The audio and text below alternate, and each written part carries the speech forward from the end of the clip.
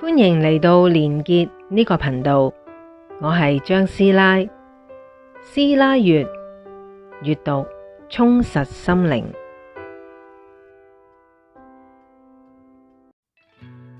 從天花板俯瞰自己嘅身體，到底係一種點樣嘅體驗呢？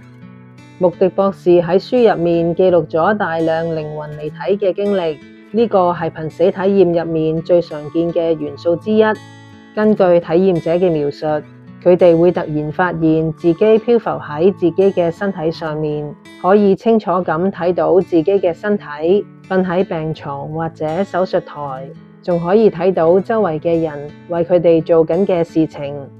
書入面記錄咗一啲好奇妙嘅個案細節，有啲完全冇醫學知識嘅病人喺心臟停頓、雙眼緊閉嘅狀態下，靈魂飄到去手術室天花板嘅角落。當佢哋醒返之後，竟然可以準確無誤咁講出醫生搶救時用嘅醫療儀器嘅外觀，甚至醫生喺慌亂之中做出嘅小動作同講過嘅每一句說話。呢啲細節，如果單憑一個瞓喺病床被判定臨床死亡嘅人，根本完全冇可能知道得咁清楚。體驗者形容離開身體嘅感覺係極之輕盈、自由。有人話，我從來冇感受過咁樣嘅自由，就好似所有嘅重量、所有嘅痛苦都一下子消失咗。佢哋可以自由咁移動，只要想去邊就即刻去到邊。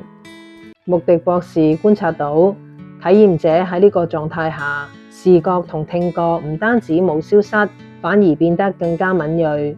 不過，佢哋喺呢個狀態冇辦法俾在生嘅人睇到或者聽到，佢哋變成一位純粹嘅觀察者。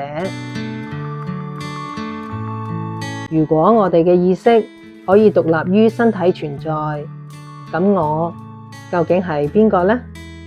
睇得見嘅呢個軀殼就係我，抑或係睇唔見嘅靈魂先至係真正嘅我呢？